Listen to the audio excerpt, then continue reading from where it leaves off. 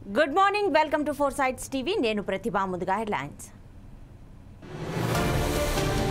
కొనసాగుతున్న 5వ దశ పోలింగ్, పటిష్ట భద్రతా ఏర్పాట్లు చేసిన ఈసీ.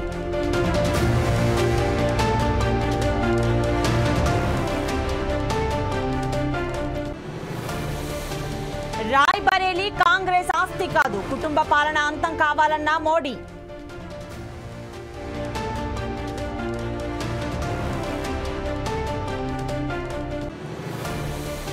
స్వామి మాలివాల్ మెడికల్ రిపోర్ట్ విడుదల, అంతర్గత గాయాలు ఉన్నట్లు వెల్లడి.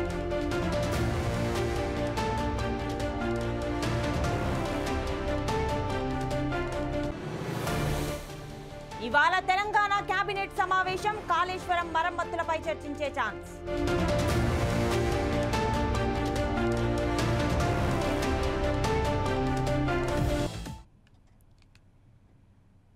రైట్, ఇక డీటెయిల్స్ చూస్తే లోక్సభ ఎన్నికల్లో భాగంగా 5వ విడత పోలింగ్ ప్రారంభమైంది. 6 రాష్ట్రాలు, 2 కేంద్రపాలిత ప్రాంతాల్లో 49 స్థానాలకు ఓటింగ్ జరుగుతోంది. 695 మంది అభ్యర్థులు బరిలో ఉన్నారు. రాహుల్ గాంధీ, ఒమర్ అబ్దుల్లా, రాజ్నాథ్ సింగ్, స్మృతి ఇరానీ, పీయూష్ గోయల్ వంటి ప్రముఖులు పోటీలో ఉన్నారు. ఇవాల్టితో కలిపి 428 సీట్లకు పోలింగ్ పూర్తవుతోంది. ఈ ఎన్నికల నేపథ్యంలో భారీగా బలగాలను మోహరించింది, భద్రతా ఏర్పాట్లు చేసింది ఈసీ. ఉదయమే ఓటింగ్ ప్రారంభం కాగా తమ ఓటును వినియోగించుకునేందుకు పెద్ద ఎత్తున క్యూ లైన్లో నిల్చున్నారు ఓటర్లు. ఇవాళ సాయంత్రం 6 గంటల వరకు పోలింగ్ సాగనుంది. సమస్యాత్మక ప్రాంతాల్లో సాయంత్రం 4 గంటల వరకే పోలింగ్ ముగియనుంది.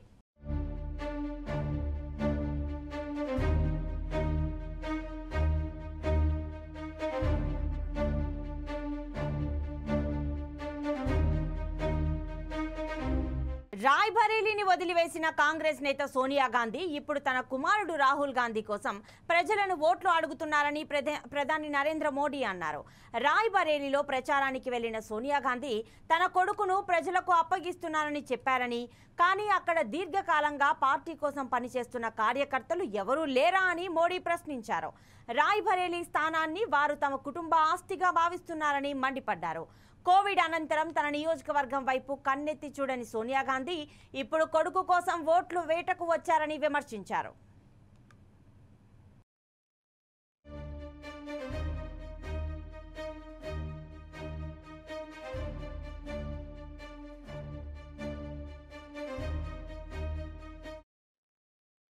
లైంగిక వేధింపుల ఆరోపణలు ఎదుర్కొంటున్న హాసన్ ఎంపీ ప్రజ్వల్ పై బెంగళూరు నగరంలోని 42వ ఏసీఎంఎం కోర్టు అరెస్టు వారెంట్ జారీ చేసింది. ప్రజ్వల్ పై ఇప్పటి వరకు దాఖలు చేసిన నోటీసుల గురించి కోర్టు సిట్ అధికారులను వివరణ కోరింది. 24 గంటల్లో లొంగిపోవాలని నోటీసులు, lookout notice, blue corner notice జారీ చేశామని, అయినా విచారణకు హాజరు కాలేదని సిట్ అధికారులు కోర్టుకు వివరించారు. ఇక ప్రజ్వల్ పై నాన్ బెయిల్ వారెంట్ జారీ చేయాలని, పాస్పోర్ట్ను రద్దు చేయాలని కోర్టును కోరారు. అందుకు అనుగుణంగా కోర్టు అరెస్టు వారెంట్ను జారీ చేసింది.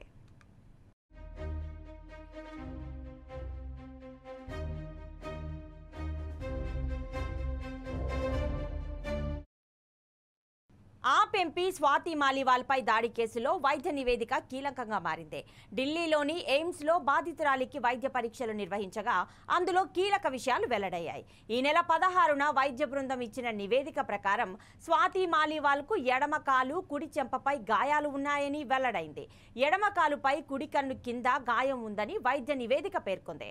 ఆ తర్వాత దాదాపు 3 గంటలు వైద్య పరీక్షలు నిర్వహించగా ముఖంపై గాయాలతో పాటు శరీరం లోపల కూడా గాయాలైనట్లు వైద్యులు గుర్తించారు. ఇక మెడికల్ రిపోర్టులు స్వాతి మాలివాల్ ఆరోపణలకు బలం చేకూర్చే విధంగా ఉంది.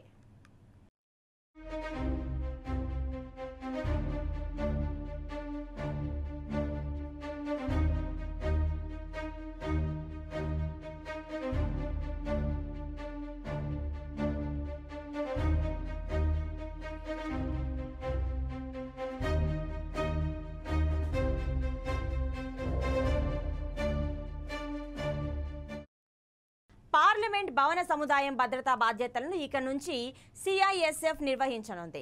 సిఐఎస్ఎఫ్ ఉగ్రవాద నిరోధక భద్రతా విభాగానికి చెందిన 3,317 మంది సిబ్బంది సోమవారం నుంచి పాత కొత్త పార్లమెంట్ భవనాల వద్ద భద్రతా విధులు నిర్వహించినట్లు అధికార వర్గాలు తెలిపాయి. ఇక ఇప్పటి వరకు సిఆర్పీఎఫ్ కు చెందిన 1,400 మంది, పార్లమెంట్ డ్యూటీ గ్రూప్ 150 మంది, ఢిల్లీ పోలీస్, పార్లమెంట్ సెక్యూరిటీ స్టాఫ్లు పార్లమెంట్ భవన సముదాయంలో ఉమ్మడిగా ఈ బాధ్యతలు నిర్వహించాయి.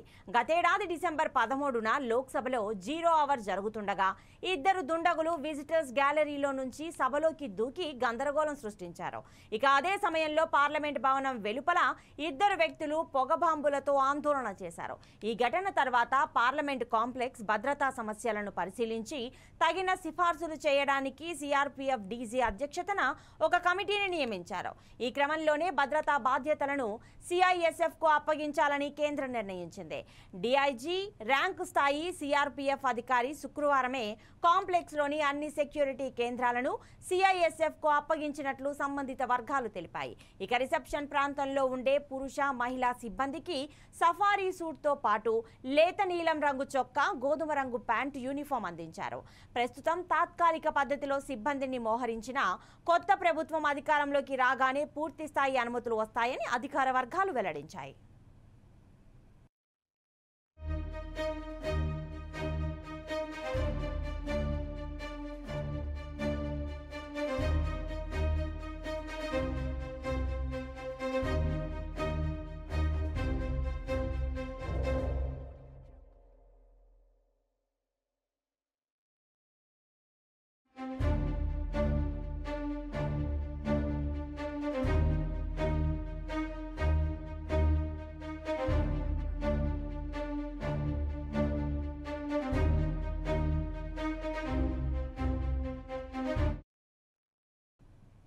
ఇవాళ మధ్యాహ్నం 3 గంటలకు సచివాలయంలో కేబినెట్ సమావేశం జరగనుంది. ఈ మేరకు సీఎస్ శాంతికుమారి ఉత్తర్వులు జారీ చేశారు.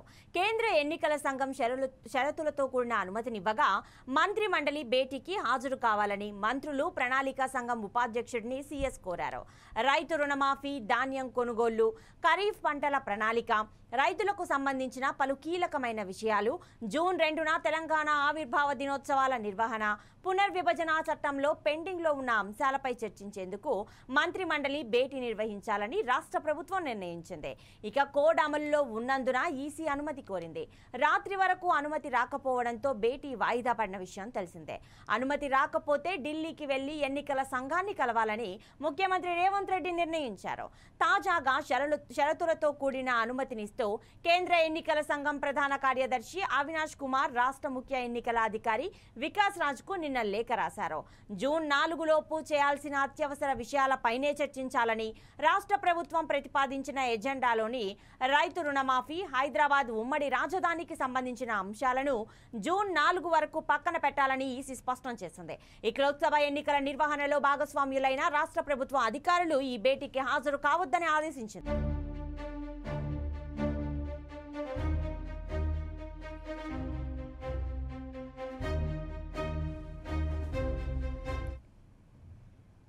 ప్రతి రైతు నాణ్యమైన విత్తనాలను వాడుకొని పంట దిగుబడి వచ్చే విధంగా ముందుకు వెళ్లాలని ప్రభుత్వ విప్ పాలేరు ఎమ్మెల్యే బీర్ల ఐలయ్య విజ్ఞప్తి చేశారు. ఎక్కడైనా నకిలీ విత్తనాలు, నకిలీ ఎరువులు విక్రయించే వారిపై కఠిన చర్యలు తీసుకుంటామని హెచ్చరించారు. కాంగ్రెస్ పార్టీకి వస్తున్న ఆదరణను చూసి ఓర్వలేక కొందరు రైతులను రెచ్చగొట్టే విధంగా కాంగ్రెస్ ప్రభుత్వం రుణమాఫీ చేయదు అని అసత్య ప్రచారాలు చేస్తున్నారని ఆగ్రహం వ్యక్తం చేశారు. ఇక ముఖ్యమంత్రి ప్రతి నియోజకవర్గానికి 3,500 ఇందిరమ్మ ఇండ్లు ఇచ్చారని, ప్రతి గ్రామానికి మొదటి విడతగా 30 నుండి 40 ఇండ్లు అఖిలపక్షం ఆధ్వర్యంలో గ్రామంలోని రచ్చబండ ద్వారా అర్హులైన లబ్ధిదారులు అందరికీ ఇస్తామని అన్నారు. ఈ పార్లమెంట్ ఎలక్షన్లో బీజేపీ వాళ్ళను ఖచ్చితంగా ఇంట్లో కూర్చోబెడతారని, రాహుల్ గాంధీ ప్రధానిగా ప్రమాణ స్వీకారం చేస్తారని అన్నారు. మీద విత్తనాలు ఇవ్వాలని చెప్పి వేరుశెనగ కానీ, మొక్కజొన్న కానీ, ఇంకా ఇతరత్ర నువ్వులు కానీ, ఆముదాలు కానీ, కందులు కానీ సబ్సిడీ మీద అందించాలని చెప్పి అధికారులను ఆదేశించడం జరిగింది. అదేవిధంగా ఎక్కడ కూడా కల్తీకి తాగుండకుండా రైతన్నల అభివృద్ధి లక్ష్యంగా ముందుకు పోవాలని చెప్పి గౌరవ మంత్రి గారు ఆదేశించడం జరిగింది. అదేవిధంగా గౌరవ ముఖ్యమంత్రి కూడా ఎలక్షన్లప్పుడు ఏదైతే మాట ఇచ్చిండో ఆ మాట ప్రకారం నేనే మంత్రివర్గంతో సమావేశం ఏర్పాటు చేసి ఏదైతే ఆగస్టు 15 తారీఖు లోపు రుణమాఫీ చేస్తున్నామో ఆ రుణమాఫీ కోసం కసరత్తు చేసి రైతులకు సబ్సిడీ కానీ ఈ ఖరీఫ్ సీజన్లో ప్రతి పంటకు బీమా కల్పించడం కోసం ఏ రైతు కూడా పంట వల్ల నష్టపోవద్దు, దానికి కూడా బీమా కల్పించాలని చెప్పి కార్యాచరణ కోసం నిన్నే మంత్రివర్గ సమావేశం ఏర్పాటు చేస్తే ఈసీ గారు దానికి పర్మిషన్ ఇవ్వకపోవడంతో నిన్న మీటింగ్ ఆగిపోవడం, రేపు మాపో గౌరవ మంత్రి గారు ముఖ్యమంత్రి గారు మంత్రివర్గుల ఢిల్లీకి వెళ్ళి ఈసీ గారితో పర్మిషన్ తీసుకొని రైతులకు అన్ని విధాలా ఆదుకోవడం కోసం ఎరువులు కానీ విత్తనాలు కానీ సబ్సిడీ ఇవ్వడం కోసం, అదేవిధంగా రుణమాఫీ విషయంలో కార్పొరేషన్ ఏర్పాటు చేసి దాని ద్వారా ప్రతి రైతుకు 2 లక్షల రుణమాఫీ చేయాలని చెప్పి గౌరవ ముఖ్యమంత్రి కార్యాచరణ చేస్తుంటే మొన్నటిదాకా అధికారం అనుభవించినటువంటి కొందరు, ఎంపీగా వ్యవహరించినటువంటి కొందరు, మంత్రులుగా ఉన్నటువంటి కొందరు మరి అధికారం పోయిందని అక్కస్తోటి కాంగ్రెస్ పార్టీకి వస్తున్నటువంటి ఆదరణ చూసి ఓర్వలేక రైతులను రెచ్చగొట్టే విధంగా కాంగ్రెస్ వాళ్ళు దేవుని మీద ప్రమాణం చేసిరు, కాంగ్రెస్ వాళ్ళు రుణమాఫీ చేయరని చెప్పి అసత్య ప్రచారం చేస్తున్నారు. మీ అసత్య ప్రచారాన్ని ఎవ్వరు నమ్మరు. మొన్ననే మీ టీఆర్ఎస్ పార్టీకి కర్రగాల్చి వాత పెట్టి మిమ్మల్ని ఇంట్లో కూర్చోబెట్టిరు. ఈ పార్లమెంట్ ఎలక్షన్లో బీజేపీ వాళ్ళని కూడా ఖచ్చితంగా ఇంట్లో కూర్చోబెట్టే ప్రోగ్రాం మొన్న చేసిరు. సబ్సిడీ మీద విత్తనాలు ఇవ్వాలని చెప్పి వేరుశెనగ కానీ మొక్కజొన్న కానీ ఇంకా ఇతరత్ర. ఏపీలో చంద్రబాబు అధికారంలోకి రాబోతున్నారని చింతా మోహన్ అన్నారు. జగన్ మోడీ వ్యతిరేక పవనాలు చాలా స్పష్టంగా కనిపించాయని చెప్పారు. ఈ ఎన్నికల్లో చంద్రబాబు అనుకూల పవనాలు కనిపించాయని చెప్పారు. చంద్రబాబు బీజేపీతో పొత్తు పెట్టుకుని పొరపాటు చేశారని అన్నారు. బీజేపీతో పొత్తు ఉండటం మూలంగా చంద్రబాబుకు సీట్లు తగ్గుతాయని జోస్యం చెప్పారు. బీజేపీతో పొత్తు లేకపోతే టీడీపీకి 150 స్థానాలకు పైగా వచ్చేవి అన్నారు. ఒక్క చిన్న రాష్ట్రంలో 4,000 నుంచి 5,000 కోట్ల రూపాయలు డబ్బు క్యాష్ గా ఖర్చు పెట్టి ఇది ఎక్కడి నుంచి వచ్చింది? ఇది ఎవరు ఇచ్చారు? దీనికి జవాబు చెప్పాల్సింది సంస్థలు చెప్పాలి. మరి ఒక్క తిరుపతి నియోజకవర్గంలో, పార్లమెంట్ నియోజకవర్గంలో ఒక అసెంబ్లీ స్థానంలో ఒక అభ్యర్థి 80 కోట్ల రూపాయలు ఖర్చు పెట్టాడు. వైసీపీ నుంచి 80 కోట్ల రూపాయలు క్యాష్ గా ఖర్చు పెట్టాడు. ఈ డబ్బు ఎక్కడి నుంచి వచ్చింది? మరి ఇంకొక రిజర్వ్డ్ స్థానంలో, గూడూరు అనే రిజర్వ్డ్ స్థానంలో నుంచి ఒక అభ్యర్థి, వైసీపీ అభ్యర్థి 45 కోట్ల రూపాయల డబ్బు ఖర్చు పెట్టాడు. మరి ఈ డబ్బుని ఒక పోలీస్ అధికారి ఒక హోటల్లో పెట్టుకొని డబ్బుని డిస్ట్రిబ్యూట్ చేశాడు. అంటే ఇక్కడ అన్ని తెలిసి కూడా అన్ని వ్యవస్థలు విఫలమవుతున్నాయి. ఎలక్షన్ కమిషన్ పూర్తిగా బలహీనపడిపోతా ఉంది. పోలీసు దక్షిణ భారత కమ్యూనిస్టు ఉద్యమ నిర్మాత, పార్లమెంట్లో తొలి ప్రతిపక్ష నేత, ఆదర్శ కమ్యూనిస్టు సిపిఎం అగ్రనేత పుచ్చలపల్లి సుందరయ్య 39వ వర్ధంతి సందర్భంగా సిపిఎం, సిఐటియు కార్మిక సంఘాల ఆధ్వర్యంలో విజయవాడలో పలుచోట్ల సభలు, సేవా కార్యక్రమాలు నిర్వహించారు. విజయవాడ సెంట్రల్లో Ajit Singh Nagar, Vambay colony, Shantinagar, Prakash Nagar, new Rajarajeswaripeta, governor పేటలలో జరిగిన పలు సభలలో బాబురావు పాల్గొన్నారు. సుందరయ్య చిత్రపటాలకు పూలమాలలు వేసి నివాళులర్పించారు.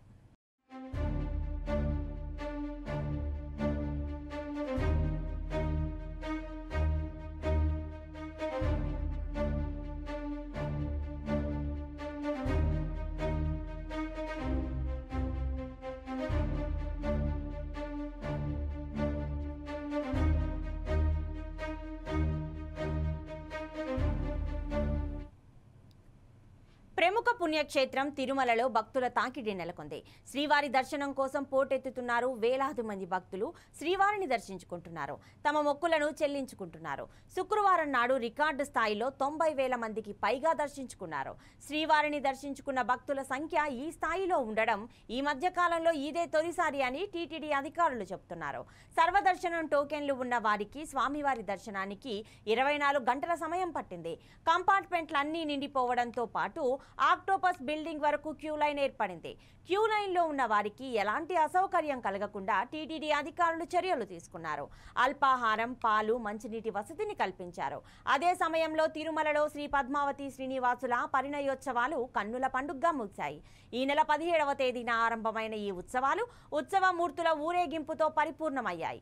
ఆదివారం సాయంత్రం శ్రీవారి ఆలయం నుంచి స్వామివారి గరుడ వాహనంపై దేవేరుల పల్లకీపై ఊరేగింపుగా నారాయణగిరి ఉద్యానవనంలోని పద్మావతి పరిణయోత్సవ మండపానికి వేంచేస్తూ చేశారు.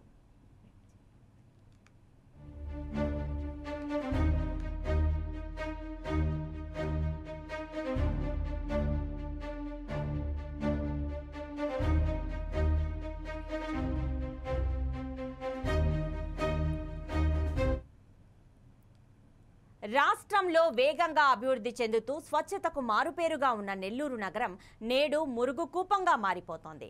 ఆహ్లాదకరమైన నగరాన్ని అందమైన స్మార్ట్ సిటీగా మార్చకుండా అధికారులు అలసత్వం వహిస్తున్నారు.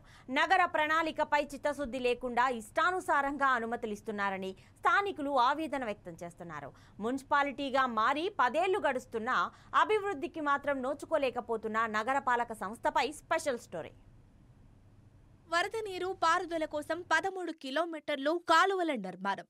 కాలానుక్రమంగా పంట కాలువలు కాస్త మురుగు కాలువలుగా మారిన వైనం.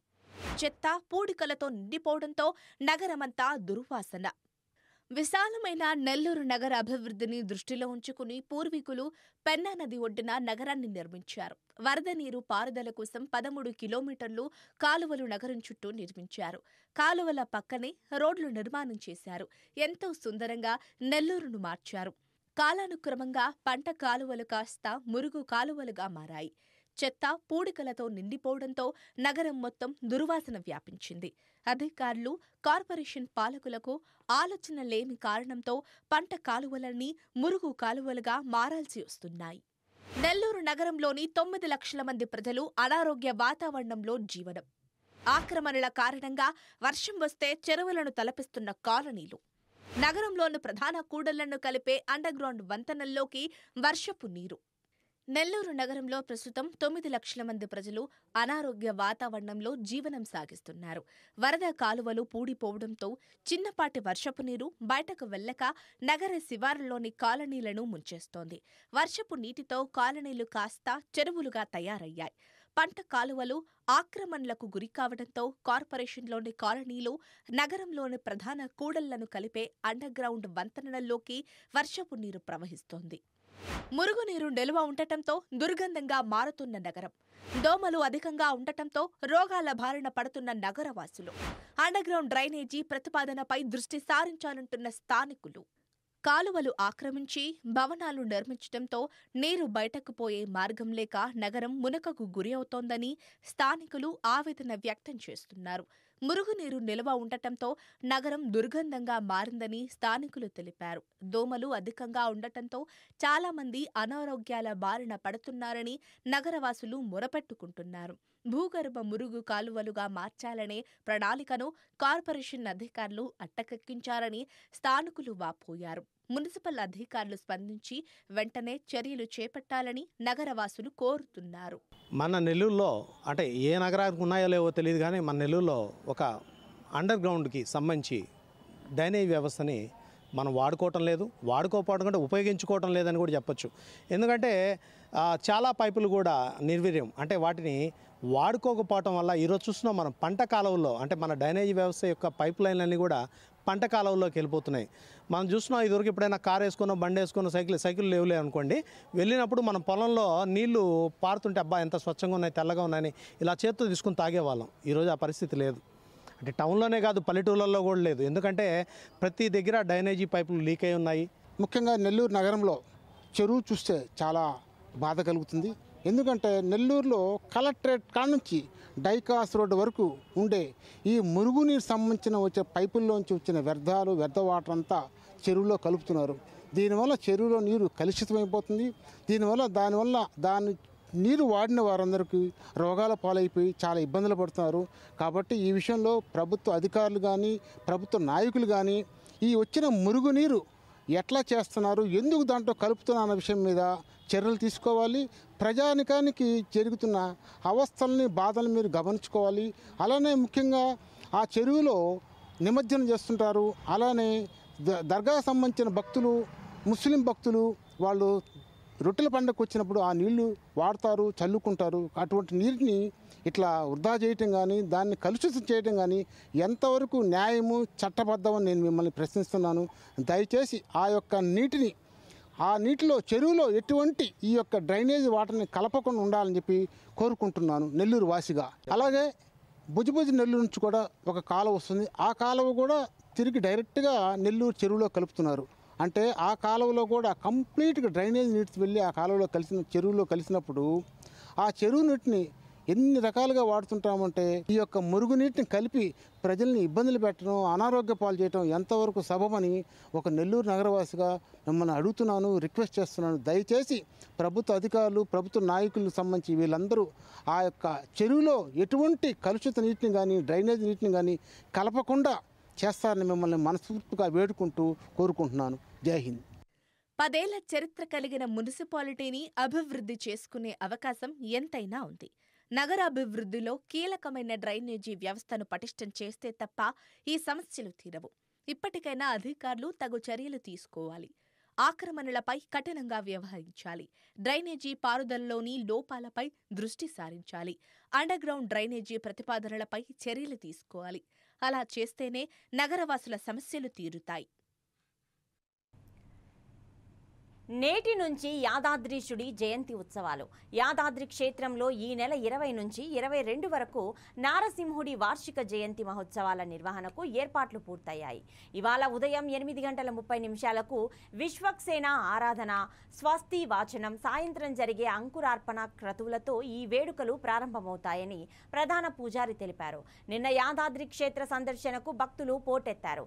ఆధ్యాత్మిక వాడలోని రహదారులు, పార్కింగ్ ప్రాంతం, వ్రత మండపం, పుష్కరిణి ప్రాంగణం, మండపాలు కిక్కిరిశాయి. రద్దీ అధికంగా ఉండడంతో బ్రేక్ దర్శనాన్ని రద్దు చేసినట్లు ఆలయ ఈవో తెలిపారు. వివిధ విభాగాల ద్వారా ఆలయానికి దాదాపు 85 లక్షల ఆదాయం సమకూరిందని తెలిపారు.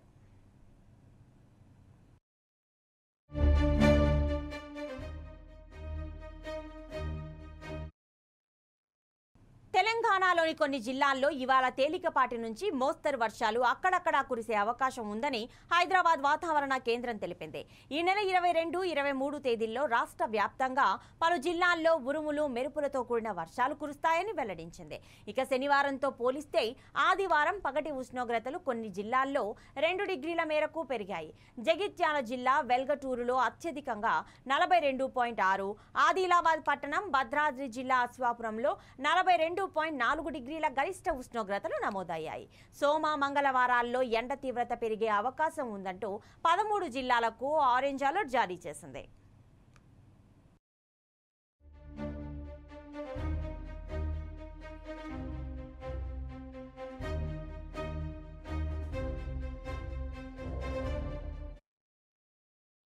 ఖమ్మం జిల్లా మల్లెమడుగు రెవెన్యూ పరిధిలోని డబుల్ బెడ్రూమ్ల పరిస్థితి దయనీయంగా ఉంది.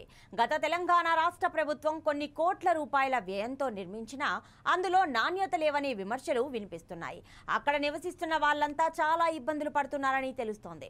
ఇక ప్రజల ఇబ్బందులు, అక్కడున్న తాజా పరిస్థితులపై మరిన్ని వివరాలు మా ఖమ్మం ప్రతినిధి అందిస్తారు.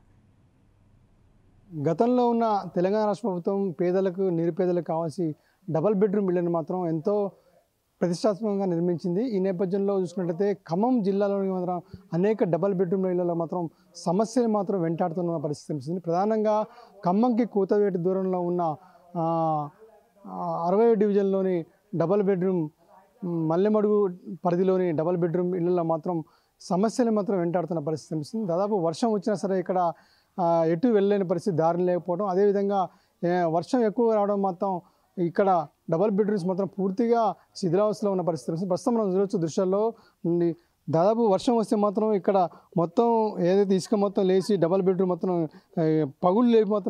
పగులు లేవడంతో మాత్రం పూర్తిగా కనబడుతున్న పరిస్థితి మనం దృశ్యాలు చూడవచ్చు. దాదాపు వర్షం రావడంతో మొత్తం ఎక్కడికక్కడ అంటే నాసిరకం పనులు చేయడం వల్ల ఇట్లా జరిగిందని చెప్పి ఇక్కడ మనం పూర్తిగా తెలుసుకోవచ్చు. మనం చూసుకోవచ్చు దృశ్యాల్లో ఈ వర్షం రావడంతో మొత్తం పూర్తిగా అంటే పెచ్చలు లేచి పూర్తిగా ఇక్కడ లేవడంతో మాత్రం అనేక ఇబ్బందులు ఎదుర్కోవాల్సిన పరిస్థితి వస్తుంది. వర్షం వస్తే మాత్రం నీళ్లు ఎక్కడికి పోకుండా ఇక్కడ జామ్ అయ్యి ఇట్లా పగుళ్ళు మొత్తం లేవడంతో మొత్తం పూర్తిగా బిల్డింగ్ ఖరాబ్ అయ్యే పరిస్థితి కనిపిస్తుంది చెప్పవచ్చు. ఎందుకంటే గతంలో ఉన్నట్టయితే ఎక్కడ చూసినా సరే డబల్ బెడ్రూమ్లలో నాణ్యత కట్టిస్తామని చెప్పి రాష్ట్ర ప్రభుత్వం ఒకవైపు చెప్తున్నప్పుడు కూడా ఇక్కడ మాత్రం అధికారులు మాత్రం నిర్లక్ష్యంగా పూర్తిగా కాంట్రాక్టుల నిర్లక్ష్యం వల్ల ఇక్కడ పూర్తిగా ఇది మొత్తం పెచ్చులు లేచి మొత్తం ఖరాబ్ అయిపోతున్న పరిస్థితి. నీళ్లు వస్తే కూడా ఇక్కడ మొత్తం పూర్తిగా ఆగి బిల్డింగు కూలే పరిస్థితి కూడా ఉందని కూడా ఇక్కడ డబల్ బెడ్రూమ్లో ఉన్న నిర్వాహకులు చెప్తున్న పరిస్థితి కనిపిస్తుంది. మొత్తానికైతే ఉమ్మడి ఖమ్మం జిల్లాలో మాత్రం డబల్ బెడ్రూమ్ విషయంలో మాత్రం పూర్తిగా నాణ్యత పరిమాణం లేకుండా కట్టినట్టు కూడా మనకు తెలుస్తుంది. దాదాపు ఇక్కడ 100 మంది పైగా ఇక్కడ ఉంటారు. దాదాపు 8 బ్లాకులు ఇక్కడ ఉంటాయి. 8 బ్లాకులు దాదాపు 199 కుటుంబాలు మాత్రం ఇక్కడ నివసిస్తున్న పరిస్థితి కనిపిస్తుంది.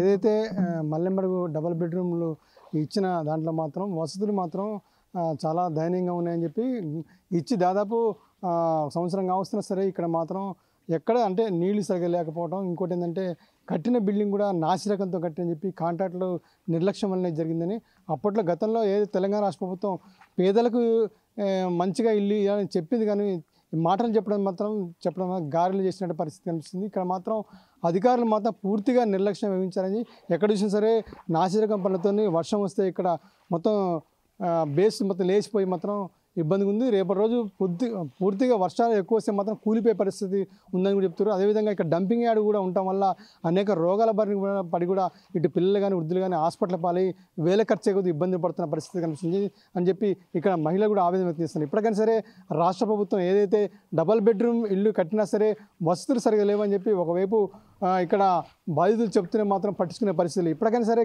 కొత్తగా వచ్చిన కాంగ్రెస్ ప్రభుత్వం అని చెప్పి ఈ డబల్ బెడ్రూమ్ ఇళ్ళ మీద దృష్టి పెట్టి తప్పనిసరిగా ఇక్కడ ఉన్న వారికి అందరికీ కూడా ఎటువంటి ఇబ్బందులు లేకుండా అన్ని సౌకర్యాలు కల్పించాలని చెప్పి కూడా డిమాండ్ చేస్తున్నారు.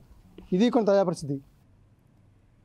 ఇరాన్ అధ్యక్షుడు ఇబ్రహీం రైసీ, విదేశాంగ మంత్రి హుస్సేన్ అమీరా ప్రయాణిస్తున్న హెలికాప్టర్ నిన్న మంచు పర్వతాల్లో కుప్పకూలిపోయింది. కాగా ఈ సమాచారం అందుకున్న సిబ్బంది గాలింపు చర్యలను చేపట్టగా హెలికాప్టర్ కూలిపోయిన ప్రదేశాన్ని కనిపెట్టారు.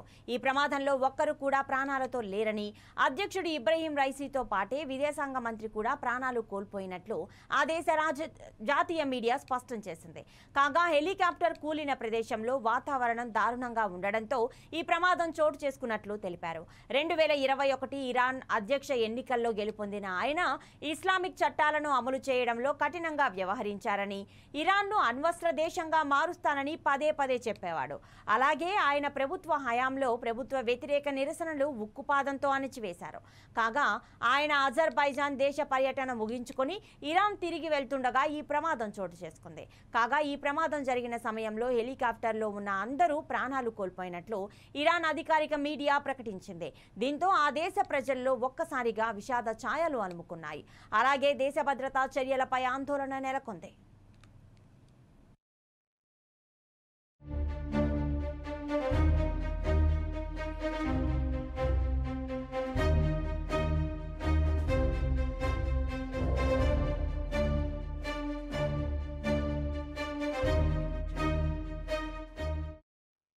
స్పెయిన్, పోర్చుగల్ దేశాల గగనతలంలోకి శనివారం అర్ధరాత్రి నీలిరంగు కాంతులను వెదజల్లుతూ ఓ భారీ ఉల్కా దూసుకువచ్చింది.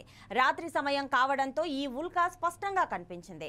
ఉల్కా వెలుగు కొన్ని వందల కిలోమీటర్ల దూరం కనిపించినట్లు అక్కడి ప్రజలు తెలిపారు. అది గాల్లో దూసుకు వెళ్తున్న వీడియోలను సామాజిక మాధ్యమాల్లో పంచుకున్నారు. అవి వైరల్ అయ్యాయి.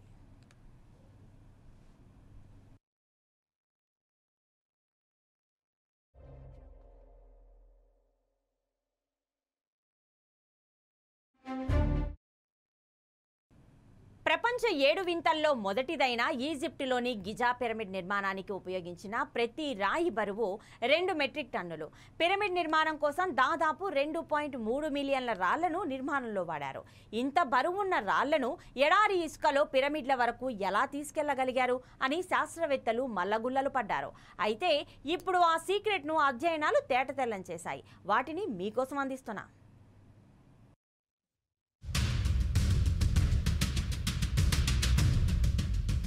గిజా పిరమిడ్ను ఉదాహరణగా తీసుకుంటే పూర్వకాలపు ఈజిప్టు వాసులు 4500 ఏళ్ల క్రితం 2 టన్నులున్న రాళ్లను ఎలా తీసుకెళ్లగలిగారంటే నైలు నదే దీనిని సాధ్యం చేసిందని స్కాలర్ల అధ్యయనాలు చెబుతున్నాయి. ఈజిప్టులోని పిరమిడ్లు గిజా, లిస్ట్ గ్రామం మధ్య ఉత్తర దక్షిణ ఎడారిలో 50 కిలోమీటర్ల దూరంలో ఉన్నాయి. ప్రస్తుతం ఈ ప్రాంతం నైలు నదికి కొన్ని కిలోమీటర్ల దూరంలో ఉంది. అయితే ఒకప్పుడు నైలు నది పిరమిడ్ల పరిసరాల్లో ఉండటం వల్లే నిర్మాణాలు సాధ్యమయ్యాయని భావిస్తున్నారు. అప్పటి సాహిత్యం కూడా ఇందుకు సాక్షిగా నిలిచింది. ఎర్త్ అండ్ ఎన్విరాన్మెంట్ జనరల్లో మే 16న ప్రచురించిన సమాచారం మేరకు ఒకప్పుడు నైలు నది పరివాహక ప్రాంతం చాలా ఎక్కువగా ఉండేది. అప్పట్లో పిరమిడ్లకు పక్క నుంచి నైలు నది పాయ ప్రవహించేది. అందులో నుంచే 2 టన్నుల బరువైన రాళ్లు, కట్టడ సామాగ్రి పనివారి రవాణాకు అనుకూలంగా ఉండేదని వారు వెల్లడించారు. జియోఫిజికల్ సర్వేలు, ఆర్కియాలజిస్టులు అవక్షేపం కోరింగ్ టెక్నాలజీని ఉపయోగించి కొన్ని నమూనాలు సేకరించి అప్పట్లో గిజా పిరమిడ్ నైలు నది పక్కనే ఉన్నట్లు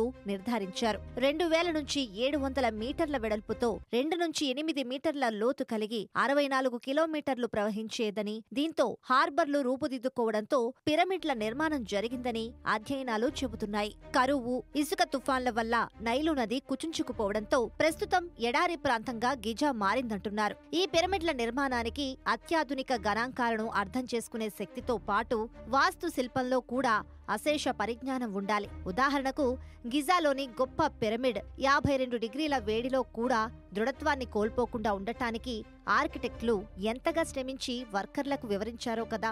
అక్కడ ఉన్న జంతువుల ఎముకలు చూస్తే మనుష్యులు, జంతువులు ఎంత పెద్ద మొత్తంలో ఉన్నారో, ఎంతగా శ్రమించారో తెలుస్తోంది.